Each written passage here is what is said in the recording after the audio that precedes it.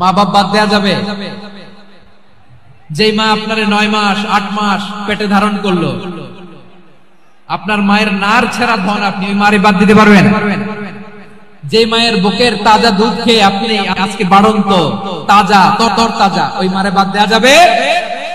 মায়ের এক ধারে দুধের দাম, কাটিয়া গায়ের চাম, পাপুষ বানাইলে ঋণের শোধ হবে না, এমন দরদি ভাবে কেউ হবে না আমার মাহা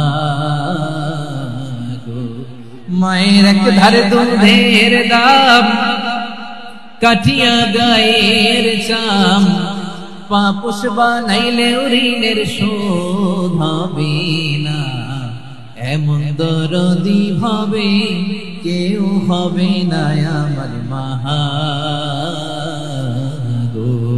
ঠিক কিনা? মাকে তো বাদ দেওয়া যায় না। وَقَضَى رَبُّكَ أَلَّا تَعْبُدُوا إِلَّا وَالِدَيْنِ إِحْسَانًا, আল্লাহ বলে অবধারিত দুইটা ভার্ডিক্ট তোমাদের জন্য, এক আল্লাহর ইবাদত করবা আর মা বাবার প্রতি ইহসান করবা। আদেশটা কার? মা বাবার প্রতি ইহসান করতে হবে। আমার মা হিন্দু হোক ভালো আচরণ করতে হবে, বৌদ্ধ হোক ভালো আচরণ করতে হবে।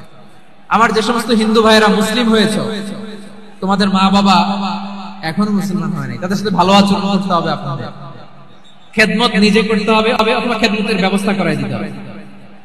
মান্থলি যে খরচ লাগে এটা দিতে হবে। আরে তুমি এখন মুসলিম, তোমার মা বাবা হিন্দু, এখনই তো সুযোগ ইসলামের সৌন্দর্য দেখানো। এখন মা বাবা যদি দেখে আরে এটা হিন্দু থাকতে তোকে তো বদমাইশ ছিল, বেয়াদব ছিল, কি এমন ধর্ম সে গ্রহণ করলো যেটা গ্রহণের সাথে সাথে সে পাল্টে গেল? কি এমন ধর্ম সে গ্রহণ করেছে যেটা তার জীবনকে আলোকিত করে দিয়েছে?